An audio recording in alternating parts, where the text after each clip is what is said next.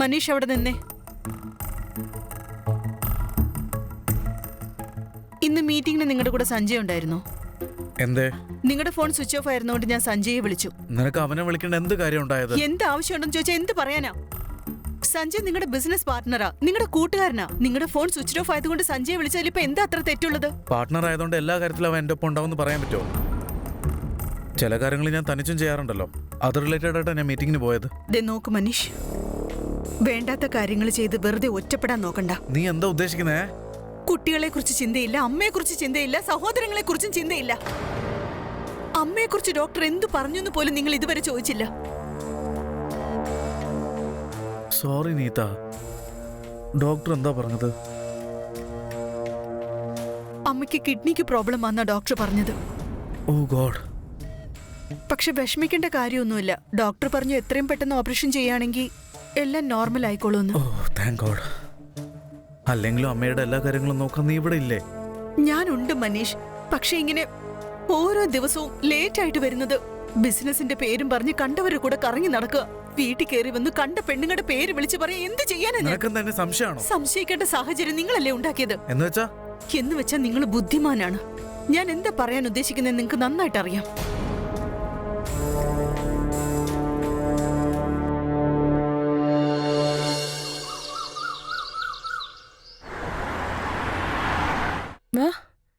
കൊള്ളാലോ, ഇന്ന് സമയത്തിന് മുമ്പേ വന്നല്ലോ. ഇപ്പൊ നിന്റെ ദിവ്യ തയ്യാറായിട്ട് പോലും ഇല്ലല്ലോ. പിന്നെ ഞാൻ നിന്നോട് പറയാൻ വന്നത്, ഈ ജോലിയൊക്കെ നീ വിട്ടേക്ക്. നീ എന്റെ കൂടെ മാത്രം ജീവിക്ക. ബാക്കിയുള്ള എല്ലാ ചെലവും ഞാൻ നോക്കി നടത്താം. നിങ്ങൾ ഞാൻ പറയുന്ന ഒന്ന് മനസ്സിലാക്ക്. എനിക്കിതൊന്നും ചെയ്യാൻ കഴിയില്ല. എന്തുകൊണ്ട് ചെയ്യാൻ പറ്റില്ല? എന്താ നിന്റെ പ്രശ്നമേ? പ്രോബ്ലം എന്താന്ന് വെച്ചാ, ഡാൻസ് ബാർ കാര്യം എനിക്ക് 1 വർഷത്തെ കോൺട്രാക്ട് സൈൻ ചെയ്യിപ്പിച്ചിട്ടുണ്ട്. പക്ഷെ അതെനിക്ക് ഒരിക്കലും ബ്രേക്ക് ചെയ്യാൻ പറ്റില്ല. ഞാൻ സംസാരിക്കാം. ഇല്ല മനീഷ്, നിങ്ങൾക്ക് അങ്ങനെയൊന്നും ചെയ്യാൻ കഴിയില്ല. നിങ്ങൾക്ക് അറിയില്ല, ഇവര് ഭയങ്കര ഡേഞ്ചറസ് ആൾക്കാരാണ്. നിങ്ങളെ അവര് എന്ത് വേണമെങ്കിലും ചെയ്യും. അല്ല എന്ന് വെച്ചാൽ അങ്ങനെ വിടാൻ പറ്റുമോ? എന്ന് വെച്ചാൽ അവരെ പിടിച്ചെന്നെ വിട്ടുകൊടുക്കാൻ പറ്റുമോ? അവരുടെ ഗുണ്ടായസൊന്നും എൻ്റെ അടുത്ത് നടക്കില്ല. എങ്ങനെ ഡീൽ ചെയ്യണ്ടെന്ന് എനിക്ക് നന്നായിട്ട് അറിയാം. നീ ആദ്യം നിന്റെ തീരുമാനം പറ. ബാക്കിയുള്ള കാര്യം ഞാൻ ഏറ്റു ദിവ്യ, ഞാൻ നോക്കിക്കോളാം. മനീഷ് പ്ലീസ്, നിങ്ങളൊന്ന് മനസ്സിലാക്കാൻ ശ്രമിക്കേ. അത് മാത്രമല്ല, എനിക്ക് ഭയങ്കര കടമാണ്. അമ്മയുടെ അസുഖത്തിന്റെ കാശ്, വീടിന്റെ വാടക, ഡോക്ടറിന്റെ ഫീസ്, പിന്നെ ഒരുപാട് കാര്യങ്ങൾ. അത് മാത്രമല്ല, ഏറ്റവും വലിയ കാര്യം എന്താന്ന് വെച്ചാ, എനിക്ക് ആഗ്രഹമില്ല. അതായത് നമ്മുടെ രണ്ടുപേരുടെ ഇടയിൽ കാശിന്റെ കാര്യം വെച്ച് എന്തെങ്കിലും തെറ്റിദ്ധാരണ ഉണ്ടാവണമെന്ന്. അതൊന്നും ആലോചിച്ച് നീ വിഷമിക്കണ്ട. അതൊക്കെ ഞാൻ ഇനി നോക്കിക്കോളാം. നീ ഇപ്പൊ എന്നോട് ഒരു കാര്യം പറ. ആ കോൺട്രാക്ട് ക്യാൻസൽ ചെയ്യാൻ എത്ര പൈസ വേണ്ടി വരും? നിങ്ങളൊന്ന് മനസ്സിലാക്കാൻ ശ്രമിക്കേ. അല്ല എന്ത് മനസ്സിലാക്കാനാ? നീ തന്നെ പറ. ഇനി നമ്മൾ രണ്ടുപേരും സ്നേഹത്തിന്റെ കാര്യം സംസാരിക്കുള്ളൂ. 2 ദിവസം കഴിഞ്ഞിട്ടാ വന്നേക്കുന്നേ. നീ പറ, ഞാൻ പറഞ്ഞത് നീ അനുസരിക്കില്ലേ? നിങ്ങള് ഞാൻ പറയുന്ന കാര്യം മാത്രം ചെയ്താ എന്ത്? നിഷേധിക്കില്ലല്ലോ അല്ലേ? ഇല്ല. ഇന്ന് നിങ്ങൾ എന്റെ വീട്ടിലേക്ക് വരാമോ പ്ലീസ്? ശരി. Thank you.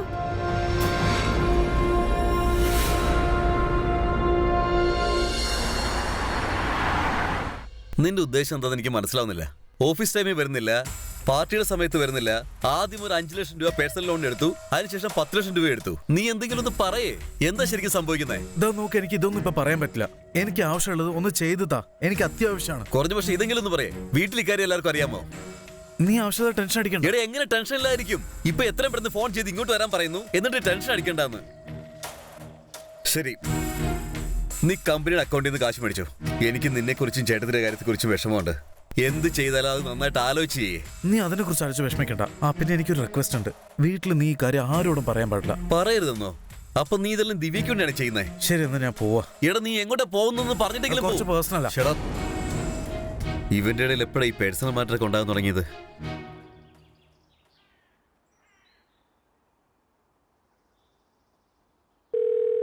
ഹലോ, നീതേട്ടത്തി. ദിവ്യ എന്ന ബാർ ഡാൻസറിന്റെ പുറകെ മനുഷ്യ ഇത്രയ്ക്ക് പ്രാന്തി പിടിച്ച് നടക്കുമെന്ന് ഞാൻ ചിന്തിച്ചതേയില്ല. വേറൊരു കാര്യം അറിയോ, ഓഫീസിൽ നിന്ന് 15 ലക്ഷം രൂപ അവൻ പേഴ്സണൽ ലോൺ എടുത്തിട്ടുണ്ട്. എന്താ സഞ്ജയേട്ട, ഇത്രയൊക്കെ ഉണ്ടായിട്ടും ഒരിക്കൽ പോലും നിങ്ങൾക്ക് എന്നോട് പറയണമെന്ന് തോന്നിയില്ലേ? ഞാൻ മനീഷിനെ പറഞ്ഞ് മനസ്സിലാക്കാൻ നോക്കി, പക്ഷെ എത്രയൊക്കെ ശ്രമിച്ചിട്ടോ അവനത്. എനിക്ക് ആ ഡാൻസ് ബാറിന്റെ അഡ്രസ് ഒന്ന് തരാൻ പറ്റുമോ?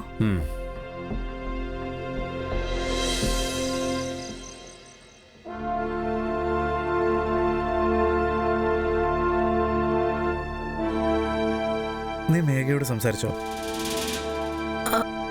ആ മറ്റന്നാൾ കഴിഞ്ഞിട്ട് വരാനാ പറഞ്ഞത്. എന്നാ ശരി, ഞാൻ ചെല്ലാം. മനീഷ്, നിങ്ങൾ എന്നെക്കാരും ഡിസ്റ്റർബ്ഡ് ഒന്നും അല്ലല്ലോ അല്ലേ? ഡോണ്ട് വറി, ഞാൻ അവരോട് സംസാരിക്കാം. അവർക്ക് മനസ്സിലാവും. ആ കോൺട്രാക്ട് ക്യാൻസൽ ചെയ്യാനല്ലേ അവർ പറഞ്ഞ പൈസ എണ്ണി കൊടുത്തത്. നീ കൂടുതൽ ടെൻഷൻ അടിക്കണ്ട, എല്ലാം ഞാൻ നോക്കിക്കോളാം.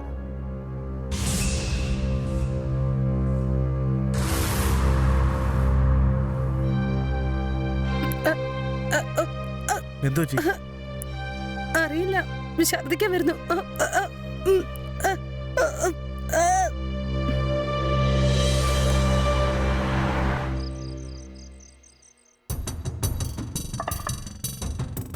എന്താണ് മാഷേ, കുട്ടികളുടെ കളിയൊക്കെ മനസ്സിലാക്കി വെച്ചിട്ടുണ്ടോ?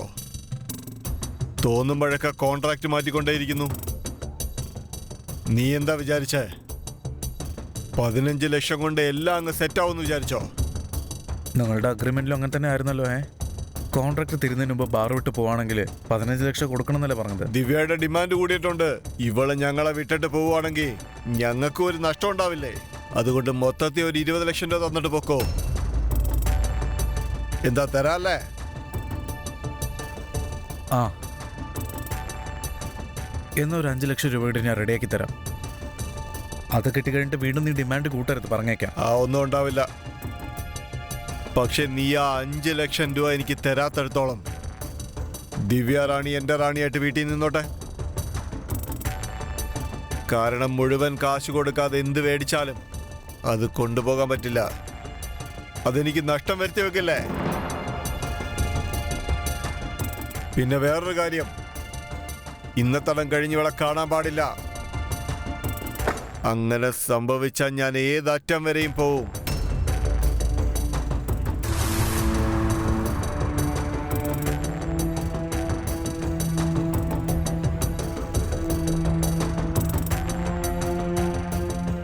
ഏയ് ബാബു, നിനക്ക് ഇവളെ കെട്ടണമെന്നുണ്ടോ?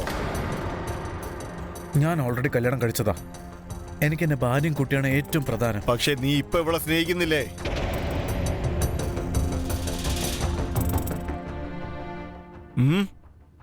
നീ ഭയങ്കര സംഭവമാണല്ലോ. നീ നിന്റെ ഭാര്യയെ സ്നേഹിക്കുന്നു, ഇവളെ സ്നേഹിക്കുന്നു. നീ ഭയങ്കര സ്നേഹക്കാരനാണല്ലോ. അത് തീർന്നു പോകത്തില്ലേ? നിന്റെ ഭാര്യയെ വിടാനും പറ്റത്തില്ല, ഇവളെ ഒട്ട് വിടാനും പറ്റില്ല. അപ്പൊ ഇവളെ കീപ്പായിട്ട് വെച്ചേക്കാനാണോ നിന്റെ ആഗ്രഹം? നിന്റെ സ്നേഹത്തിൽ എന്തെങ്കിലും ഒരു സത്യം ഉണ്ടെങ്കിൽ നിന്റെ ഭാര്യയെ വിട്ടിട്ട് വരാൻ നോക്ക്. 5 ലക്ഷം ഞാൻ കളയും.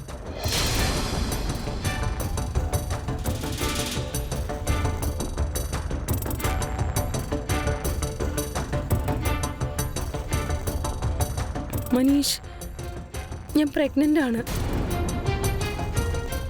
നീ വരാൻ വേണ്ടി ഞാൻ വെയിറ്റ് ചെയ്തിരിക്കും. ഒരു പക്ഷെ നിങ്ങൾ വന്നില്ലെങ്കിൽ ഞാൻ ജീവനോടെ ഇരിക്കില്ല. വിഷമിക്കണ്ട, ഞാൻ തീർച്ചയായും തിരിച്ചു വരും.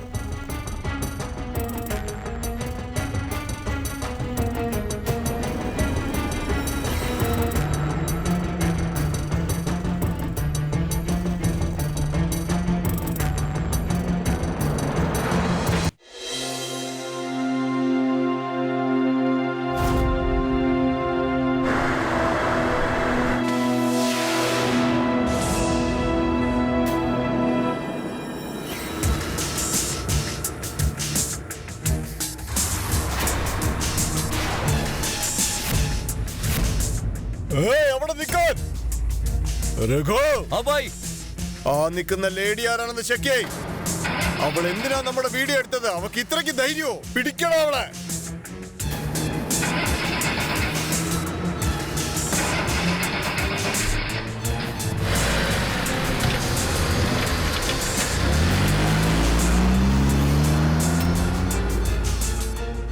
അവള് രക്ഷപ്പെട്ടു പോയി. അവൾ ആരാണെന്ന് തിരക്കി പിടിച്ചേ മതിയാവൂ. അതാരായിരിക്കും?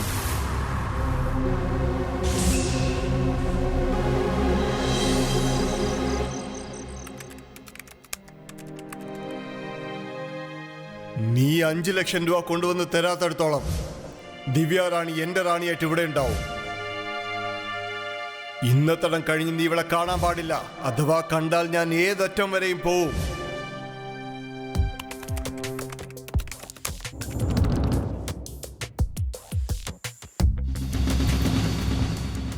അക്കൗണ്ടിൽ ഇപ്പോൾ വെറും 3 ലക്ഷം രൂപയേ ഉള്ളൂ. നിന്റെ സത്യത്തിൽ എന്തെങ്കിലും ഒരു സത്യം ഉണ്ടെങ്കിൽ പെട്ടെന്ന് നിന്റെ ഭാര്യയോട് ഡിവോഴ്സ് മേടിക്ക്. 5 ലക്ഷം വേണ്ടാന്ന് വെക്കാം. ഞാൻ പ്രഗ്നന്റ് ആണ്. ഞാൻ നിങ്ങൾ വരാൻ വേണ്ടി ഉറപ്പായിട്ടും കാത്തിരിക്കും. ഒരു പക്ഷെ നിങ്ങൾ വന്നില്ലെങ്കിൽ ഞാൻ ചിലപ്പോൾ ജീവനോടുണ്ടാവില്ല. മനീഷ്, നിങ്ങൾ ഇവിടെ എന്താ ചെയ്യുന്നത്? ജോലിയിൽ ഒരുപാട് സ്ട്രെസ് ഉണ്ട്. ദാ കോഫി കുടിക്ക്.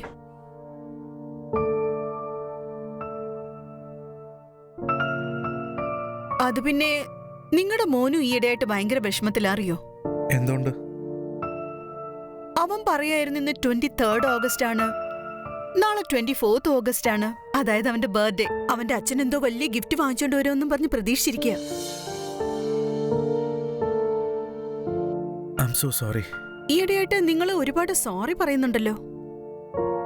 ബട്ട് ഡോണ്ട് വറി, നിങ്ങൾക്ക് വേണ്ടി ഞാൻ അവന് ഗിഫ്റ്റ് വാങ്ങിച്ചിട്ടുണ്ട്. Thank you. ഞാൻ എന്താ പറഞ്ഞു വന്ന്, നമ്മൾ എല്ലാ വർഷവും പോകുന്ന പോലെ ഇത്തവണ അവന്റെ ബർത്ത്ഡേക്ക് നമുക്ക് അന്നപൂർണ ടെമ്പിളിൽ പോയാലോ? തീർച്ചയായും. ഒരു കാര്യം കൂടി ഉണ്ട് മനീഷ്, നിങ്ങളുടെ പ്രശ്നത്തിൽ ഞാൻ എന്തെങ്കിലും ഹെൽപ്പ് ചെയ്യണോ? ഇല്ല, അതൊക്കെ ഞാൻ നോക്കിക്കോളാം. ശരി.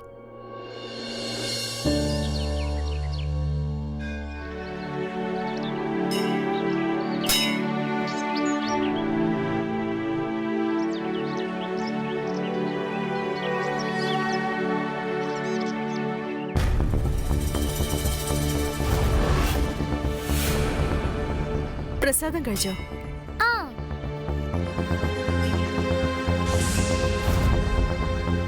നീത്ത എന്നൊരു കാര്യം ചെയ്യാം, ഇന്നത്തെ ലഞ്ച് നമുക്ക് പുറത്തുനിന്ന്. പിന്നെന്താ? അയ്യോ, പക്ഷെ അമ്മയും പ്രഹ്ലാദനും വീട്ടിലുണ്ടല്ലോ, അവരെ ഒറ്റയ്ക്കാക്കിട്ട് എങ്ങനെയാ പോവാ? അതുപോലെ ഇവന്റെ ബർത്ത്ഡേക്ക് ഒരുപാട് ഗസ്റ്റ് വരുന്നുണ്ട്, അതിന്റെ തയ്യാറെടുപ്പുകളൊക്കെ നടത്തണം. എന്നാ ശരി, നമുക്ക് വീട്ടിലേക്ക് തന്നെ പോവാം. ചപ്പാൻ ഹോട്ടലിലേക്ക് നിന്നൊരു ദിവസം ആവട്ടെ. ഓക്കെ.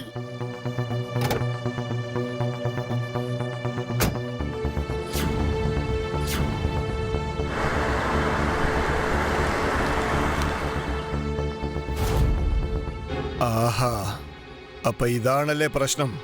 അപ്പൊ ഈ സ്ത്രീയാണ് മനീഷിന്റെ ഭാര്യ. ഇവളെ ഞാൻ വിടില്ല. രഘു. ശരി ഭായി.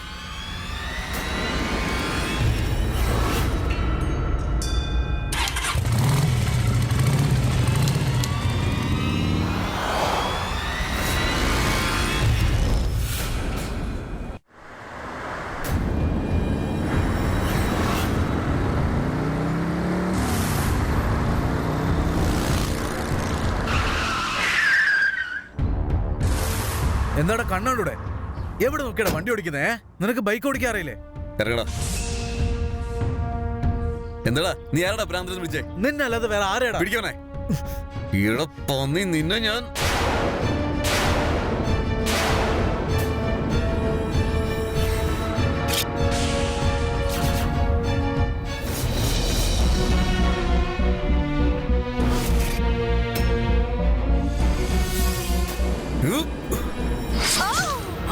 നീത, വിട. നീത, വിട്. നീത, നീത, നീത.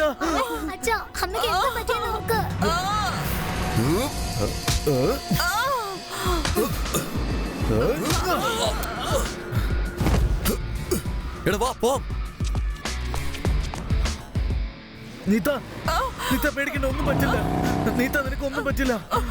മനീഷ്, എന്റെ മൊബൈലിൽ നിങ്ങൾക്ക് കാണാൻ കുറച്ച് വീഡിയോസ് ഉണ്ട്, അത് കാണണം പ്ലീസ്. നീത അമ്മേ.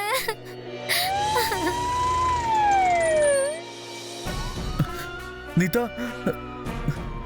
പേടിക്കണ്ട നീത, നിനക്കൊന്നും സംഭവിക്കില്ല നീത. കണ്ണു തുറക്ക് നീത. എന്തു പറ്റി? എന്താ പറ്റിയത്? എന്താ പറ. അയ്യോ മുത്തശ്ശി, ഇതോ രണ്ടുപേര് വന്ന് അമ്മേനെ കത്തി കൊണ്ട് കൊത്തിക്കളഞ്ഞു.